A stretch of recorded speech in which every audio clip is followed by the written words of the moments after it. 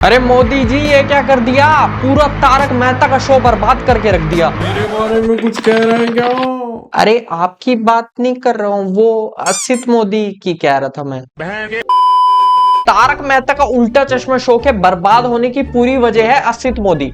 इस असित मोदी की वजह से सारे शो छोड़ छोड़ कर जा रहे हैं। जो भी बंदा शो छोड़ के जा रहा है सिर्फ असित मोदी को ही उसका रीजन बता रहा है। असित मोदी जी ने मुझे लाइन बोली कि मैं तुम्हें बाहर कहीं काम नहीं करने दूंगा। उन्होंने मेरे को बोला तुम्हारे होठ ना बड़े सुंदर है, ऐसा लगता है पकड़ के किस कर लो। अभी जेठालाल और बबीता भी असित मोदी से परेशान होकर शो छोड़ने वाले थे, पर पता नहीं कैसे रोक लिया उन्हें असित मोदी ने। और शो का सबसे बड़ा मुद्दा बन चुका है कि दया कब आएगी।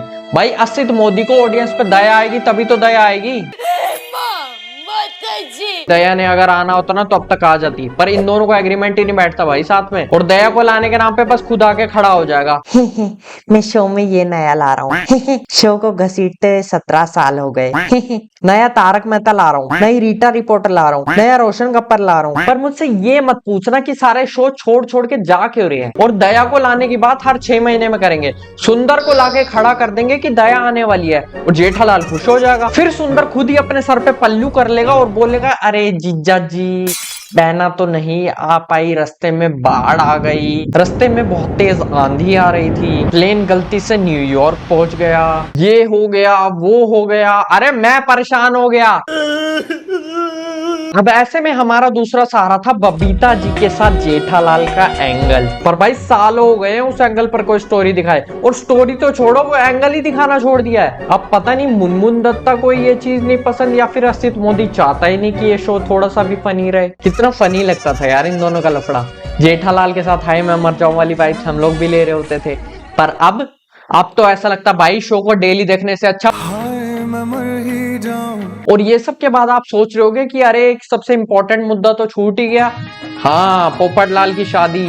भाई असित मोदी और उसके राइटर्स की पता नहीं पोपटलाल से क्या दुश्मनी है जो उसकी शादी नहीं होने दे रहे। दया की स्टोरी तो चलो हर 6 महीने में लाते हैं, पर पोपटलाल की स्टोरी तो भाई हर 3 महीने में चालू कर देते हैं कि अब तो भाई इसकी शादी हो ही जाएगी, अब तो हो ही जाएगी। और ऑडियंस सोचने लगती है कि अरे असित मोदी ने न्यू ईयर पे प्रॉमिस किया तो था कि इस साल करवा देगा इसकी शादी और दया को भी ले आएगा, तो भाई ये वाली स्टोरी में तो हो ही जानी चाहिए इसकी शादी। नहीं, हर बार वही बकेती, अरे मोनिका जी अब तो हमारी शादी पक्की ना। अरे नहीं, मुझे तो मेरे बॉयफ्रेंड से प्यार है, चल अब तो उससे मेरी शादी करवा। कोयल जी अब तो हमारी शादी पक्की ना। अबे मेरे घर वाले मेरी इससे शादी को नहीं मान रहे, चल अब मेरे घर वालों को भी तू मना।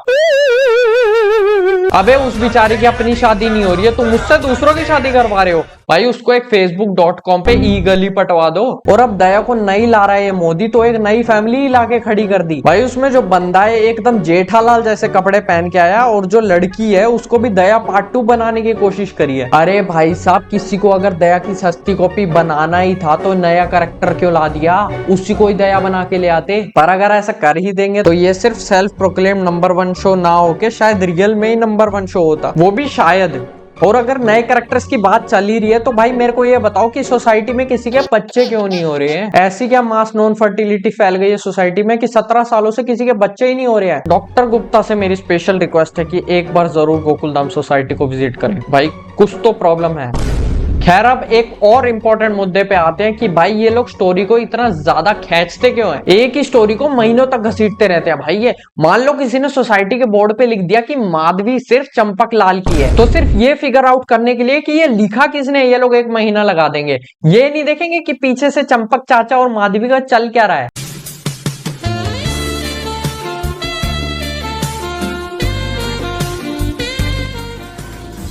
कैसी लग रही हूँ मैं?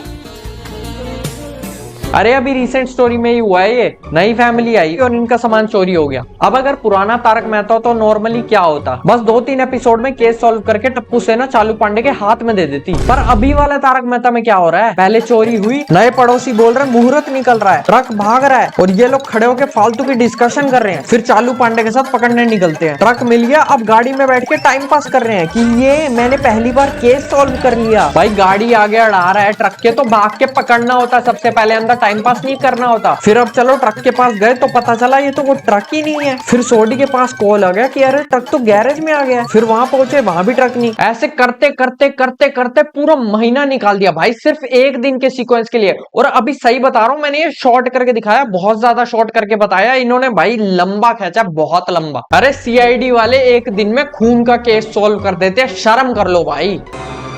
क्या ये क्या बक रहे हो माधव? बोलने को तो अभी भी मेरे पास बहुत चीजें हैं, पर वो एक पार्ट में फिट आएंगी नहीं, इसलिए पार्ट 2 में इनका बाकी का चश्मा तोड़ेंगे। तो अगर आपको भी ठहाके लगाना पसंद है तो खाली देखते मत रहिए, वीडियो को लाइक कीजिए और चैनल को सब्सक्राइब कीजिए। और नेक्स्ट पार्ट में जल्दी से जल्दी डालूं, इसके लिए कमेंट बॉक्स में असित मोदी के लिए अच्छी अच्छी तारीफ लिख देना और बताना कि क्या क्या टॉपिक कवर करने हैं अगली वीडियो में। तो चलो ठीक है यार, मिलते हैं फिर अगली वीडियो में, तब तक के लिए सायोनारा।